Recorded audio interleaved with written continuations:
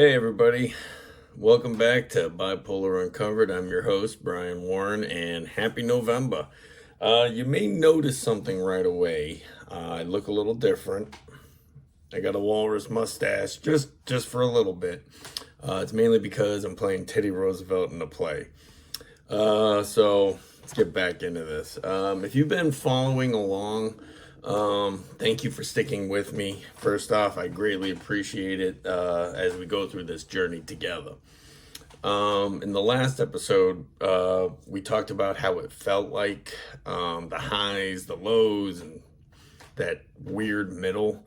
We talked about that for a while, and that was very in depth for me.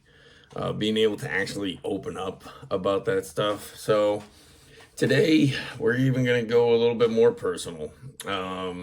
Also very practical, I guess is a good word. It's how I recognized my early signs of an episode. Because of me, the difference between spiral and having like a stable environment often comes down to catching the signs, and I've gotten a lot better about that since my diagnosis. So sit back, relax, and let's get started.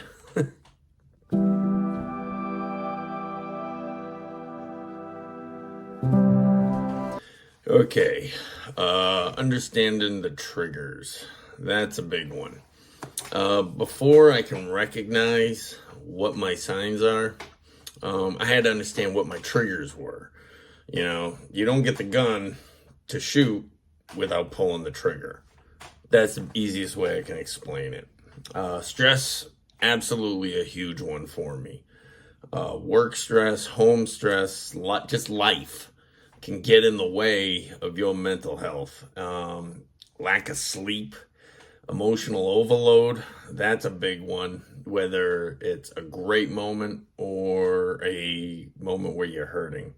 And it could really be the difference between feeling normal and healthy or going into a mania or a depression. So really, you got to know your triggers. Sometimes good stress can trigger a mania. My biggest thing was I would let my emotions control me. Perfect example of that. I am a new grandfather, and when we found out that the baby was healthy and all that, I went almost right into a mania. So sometimes the good triggers can be just as harsh on making it happen as it can be the bad stress triggers. So you got to be aware of that, you know. I learned to pay attention to the different transitioning of the triggers and into the mania and depression. When I would finish something, perfect example, after I finished the first episode, I got done editing, I nearly went into a mania explaining on how I'm living with bipolar by becoming into a mania because I'm talking about bipolar. You know, it's a bunch of little detours that lead you onto the road for a mania or a depressive state. And when you're doing those things, that's when it kind of whispers in your ear. You know, it's letting you know that, you know, you're going into an episode. And those moments can really just throw off your rhythm. And that's when they start whispering to you. It really, you know, like I said, it doesn't have to be a major life change. It could be something like you're planning a weekend with your spouse or significant other. It could be watching your sports team win. Could put you into a mania. Someone cutting you off at Dutch Bros out here or back east where I'm from, Duncan. People cut each other off going through the drive-thru. That could lead you into an aggression, which leads to a depression state. You don't know until, you know, what's doing it until you sit down and evaluate yourself. I started journaling my triggers on my phone. just to see, what my patterns were after I started my medication. I'm very thankful for my medication. It really is something that I could really never explain until I got on the medication. Um, but like I said, I am not a mental health professional. I am not a medical professional. I am not a therapist. I am not a psychologist, psychiatrist, any of the is that entail in the medical field. All I am is a person with this disorder that's trying to figure it all out. So that's why it's important to know your triggers. It's not perfect. You're never going to catch it all the time.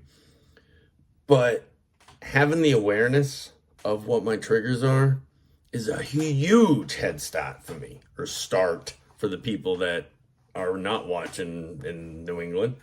But yeah, it's a huge head start for me, and I'm very thankful for that. And I hope that would work for you too. So really start trying to figure out what your triggers are, and it will help out immensely. So let's get into the signs of mania, the early signs of mania next.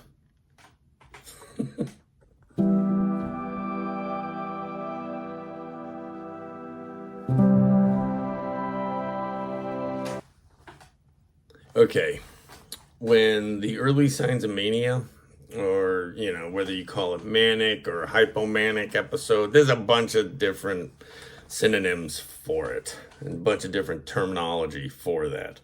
I call it my spazzy phase. I am well over 40. And I still act like a 12-year-old on Mountain Dew High when I go into these manic phases, okay? So one of the biggest things is, that I've noticed that the signs are usually small, but they're there. For me, it starts with the lack of need for sleep.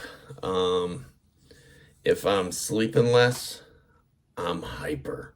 I know it sounds odd to be tired, but I feel like I'm on top of the world, and I start sleeping less. I wake up more. I'm way more into 18 new different hobbies and things like that, and it really makes a huge difference. And that leads into what I'm going to say next. Then comes all the brilliant ideas you have, and everything seems urgent and brilliant, and you are the smartest son of a gun alive. And it really disrupts your life. I'll start multiple things at once, sometimes spend money impulsively, or talk a mile a minute, And like I said, I just thought that was me, but it ended up being part of this disorder. Another sign, you feel 10 feet tall and bulletproof. Like I'm on top of the world. I don't need any advice. I'm the smartest SOB alive, and I can do this and that and blah, blah, blah. And one thing I've learned is I have to stop. Even on this medication, I have to stop, like just totally pause everything in my mind. And I got to ask myself, am I just excited for this project? Or am I elevating myself into a mania moment? And it's hard. It really is hard to do that. I have no ifs, ands, or buts about it. I still fail at it periodically. It is hard, but it is manageable. If I can do it, anyone can do it, because I'm the most stubborn guy you'll ever meet. You smack me, we gotta fight, and I will fight to the end. However, I'm learning to not fight myself in my brain when it comes to this stuff. And that's hard. That's hard because I've been this way for a long time. And I'm not making light of it because it has really affected my life. and I don't want it to affect someone else if it doesn't have to. You know, that really is where the love and compassion comes from this vlog, is the fact I don't want other people having to deal with this. You know, I want them to know that there is help out there. But even if you're getting the help, there's still more work for you to do. It's not a magic pill. It slows you down, but it doesn't make everything right. It slows you down so you can pick up these signs. So that's me about mania. The next thing we're going to talk about are the early signs of depression, in the depressive phase. Wow. Yeah. So that's going to be a little darker, but still going to be me, and I'm going to find a silver lining somewhere in it. So see you in a few.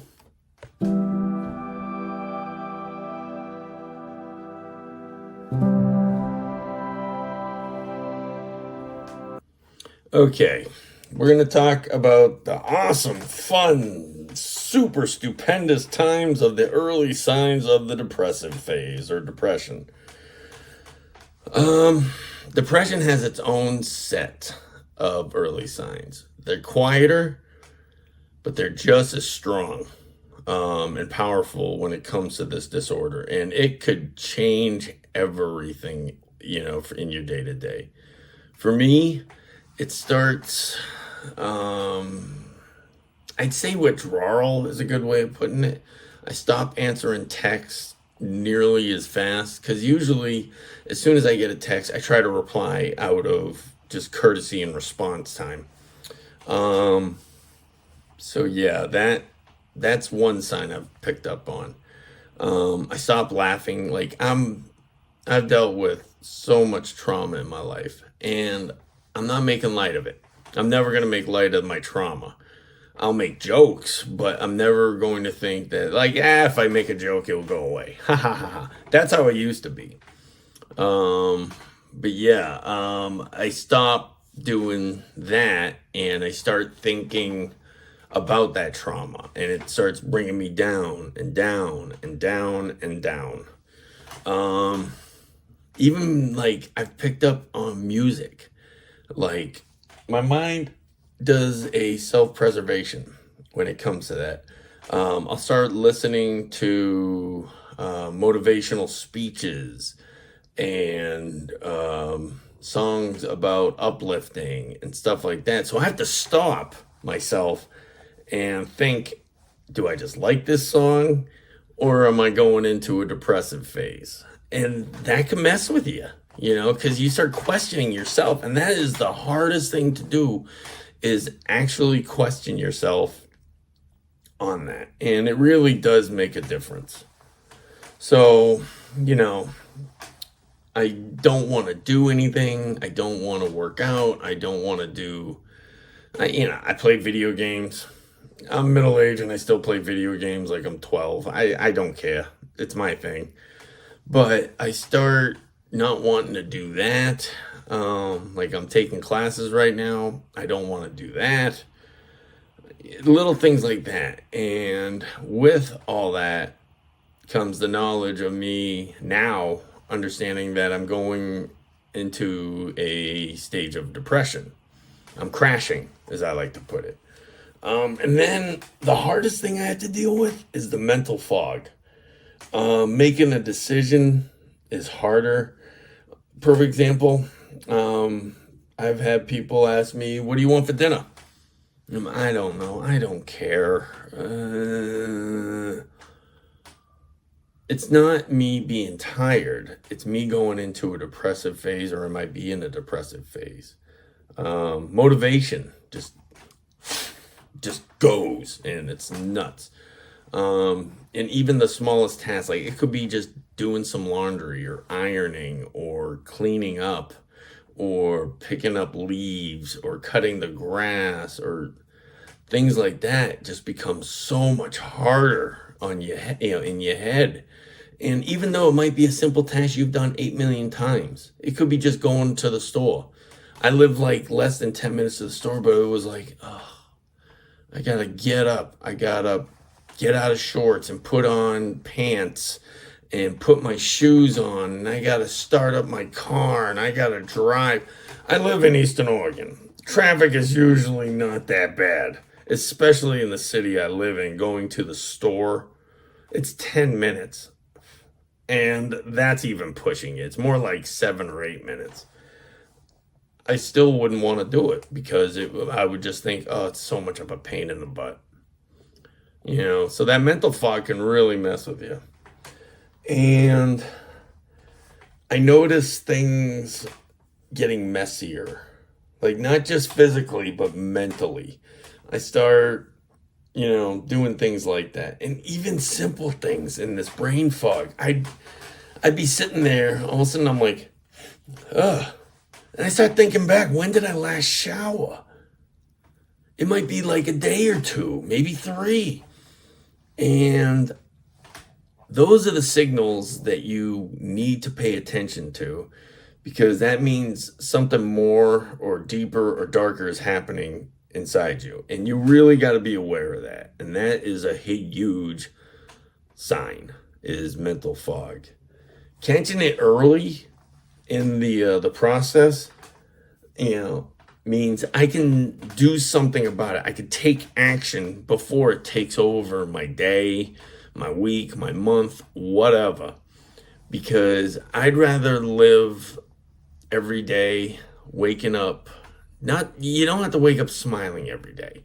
That's not what I'm saying. But waking up being clear-headed, it's such a difference now, So what we're going to do now, I'm done talking about the depression phase because, let's be honest, it's kind of depressing. Little pun.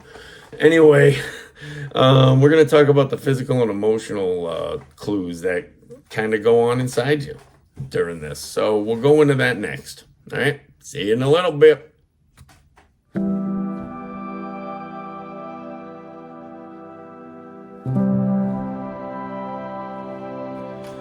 Okay, physical and emotional clues that, you can pick up on about yourself. Our body knows what's happening before our minds do. If you're running yourself ragged, you might catch the flu. And, things like that. Signs of illness, like heat illness, for example. You might not think you're having a heat illness, but all of a sudden you're cramping up in your extremities. Your stomach starts hurting. Things like that. And then it makes your brain realize, oh no, I have heat illness. Same difference when it comes to this stuff, I've learned to listen to mine.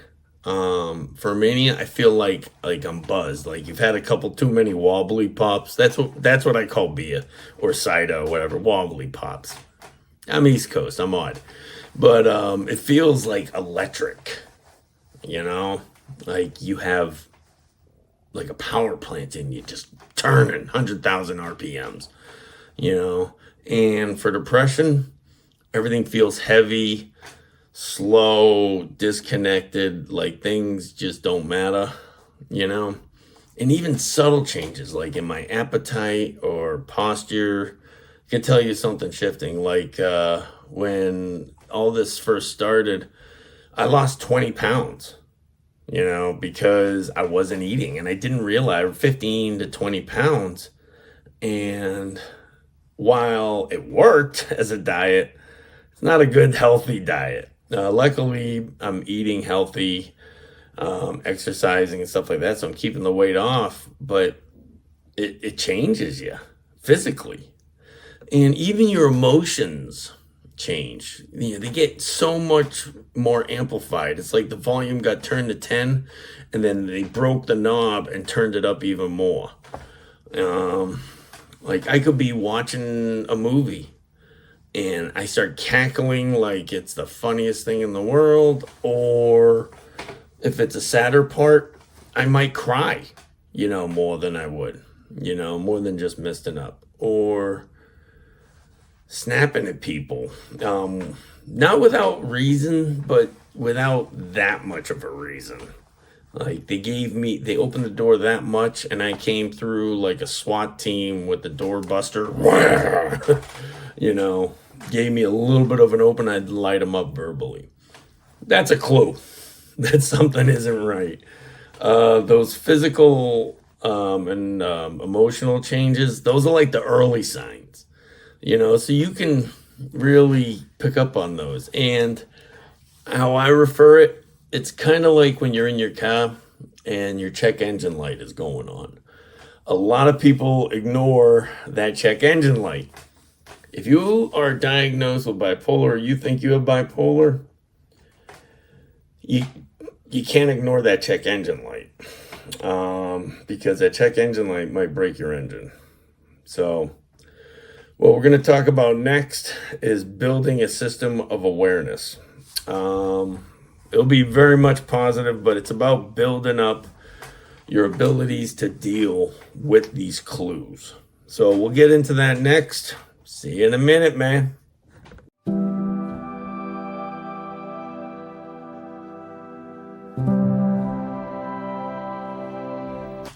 Okay, building a system of awareness when it comes to these signs, it's a huge thing, okay? And I don't just rely on myself anymore. I have family, some really good friends, and even my therapist. You know, my therapist and the mental health professional I deal with, they even help me track my patterns. Sometimes they see things before I do because they're trained in that. It's okay to get that help. That's what they do. If you have a fire at your house, you're going to try and put it out a little bit, but if it starts spreading, I'm pretty sure you're going to have the fire department there, not a plumber, you know? So you got to use the right people, you know, for the right situation. And I've learned to listen, which is hard. If you live this way for so long, it is hard to change your mental ability to shut up and listen. You know, and when people ask me if I'm okay, it's not just the regular guy thinking, oh yeah, I'm fine. I've had to change that. I've had to change that whole thinking behind it. I don't use mood tracking apps. I mean, I just don't. But and I got to get better at recording my sleep. Maybe wear my iWatch or something like that, because they do, you know, it doesn't matter if it's an Android, one of the Garmin health tracking things, they all track your sleep too. Or the rings, I don't know the name of them, but they got the rings that you wear and it monitors all that stuff. You know, but I do use my notes in my phone to record how I slept. If I didn't sleep well at all, I make sure, I monitor that. Especially if it's been like a couple days, I got to monitor that. My energy, like if I just feel like I'm down in my mood, am I going to be amped up? Am I depressed? Things like that. Like, because I have this mustache, perfect example on building a system of awareness. I'm in a play called Arsenic and Old Lace. Now, I play a guy named Teddy who is insane and thinks he's Teddy Roosevelt, even though it's based in the 1940s. And there's no pun intended on having bipolar and playing a crazy guy, even though I might be typecast. So, but no, I love playing it, and I have to amp up because my guy is high energy. When I get off stage, I have to take a couple breaths so I don't stay at that level of intensity, because I know what road that might lead down. It might lead to a manic moment or a manic phase. So I got to be aware of that.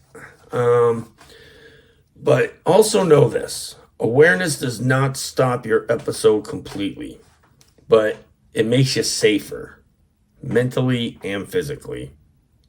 It makes the phases seem shorter and more manageable, and it's a lot easier to live if you do that. And it really does make a huge difference. I can't explain that enough.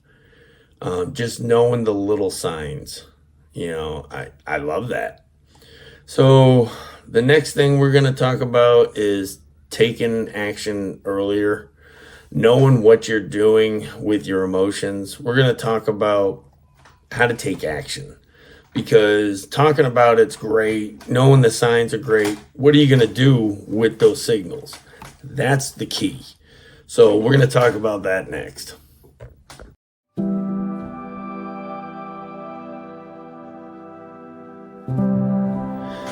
Okay, taking early action, or taking action early, however you want to word it. When I notice these signs, I used to wait. I don't anymore. I slow down my schedule. I call, I set up an appointment with my therapist, and I make sure I'm getting enough sleep.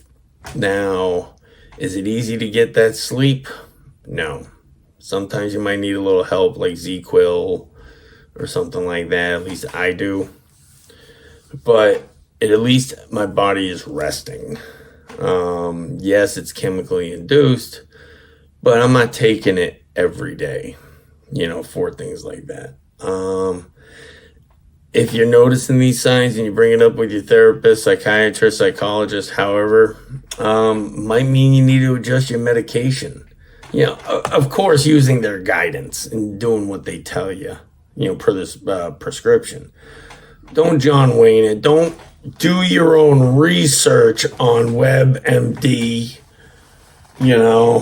If you get cancer, you're probably not going to go on WebMD and figure out how to cure yourself. You should probably go to a doctor. If you nicked a vein, you're probably not going to go onto YouTube and figure out how to search your own vein.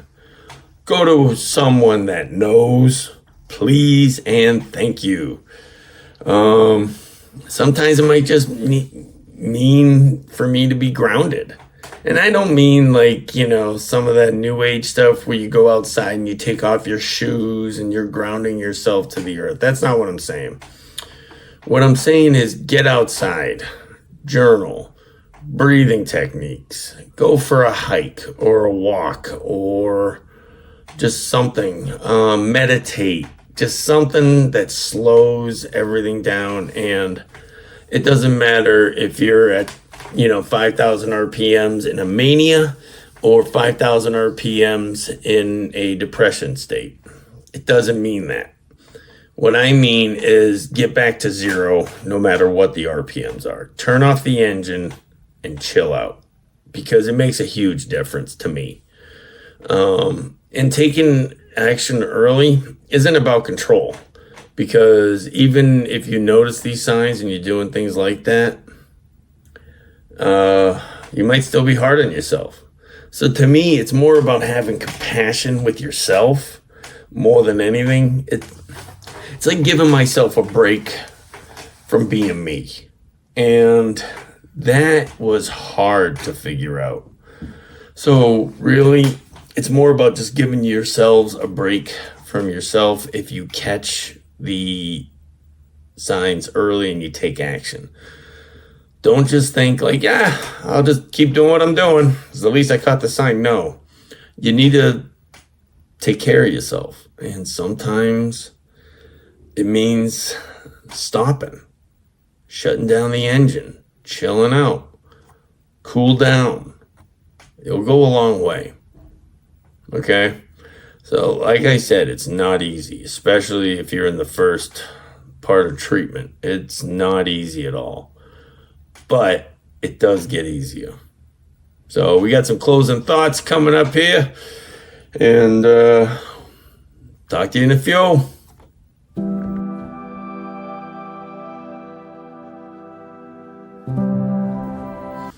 Okay, my closing thoughts. Living with bipolar means learning to know yourself better than you previously did. And that's a lot harder than people understand. I'm sure if you're living with bipolar or your loved one is living with bipolar, it's very hard to figure out all this stuff right away. And that's why I'm doing this, because I know how I felt. I couldn't explain it to people I loved.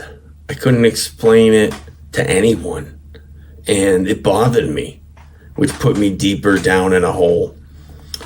It's about listening to yourself, shutting up and listening to your mind, your body, your emotions, your environment, things like that. And it really does change.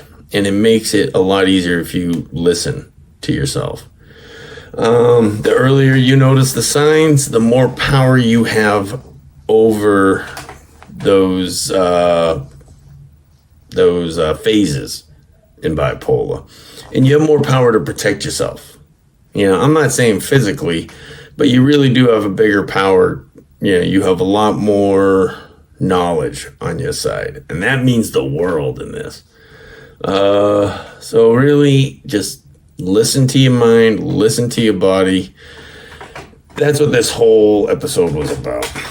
And in closing, I want to thank you for joining me again. I'm sorry about the delay with the grandbaby and me looking like Teddy flipping Roosevelt in a play. You know, that's why I'm a week late. It's not going to keep happening. And I'm not stopping this because this is a lifelong journey. Yes, I do have seasons, but just because the season ended doesn't mean that it's going to be 6 months before the next season. I'm not the TV show Friends, Breaking Bad, any of those. Okay? You're not going to have to wait, you know, a long time for the next episode.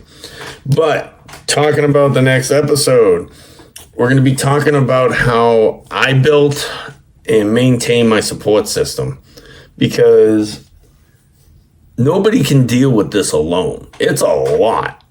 So you need a support system. And on a side note, because I've gotten emails about people telling me they're struggling and I've responded to them. If you know you are struggling, reach out for help. Get a hold of your therapist or psychiatrist or psychologist, your mental health professional. If you are in a deep depressive state and you're thinking about ending the pain, call 988, which is the National Suicide Prevention Hotline, or 911. Get the help you need. You know, especially 988. They do amazing work, and it's a suicide and crisis lifeline. That's what it's called. And it really is a great resource to use. So take care of yourself, listen to your body, and I'll see you next time on Bipolar Uncovered. My name is Brian Warren. See you next time, buddy.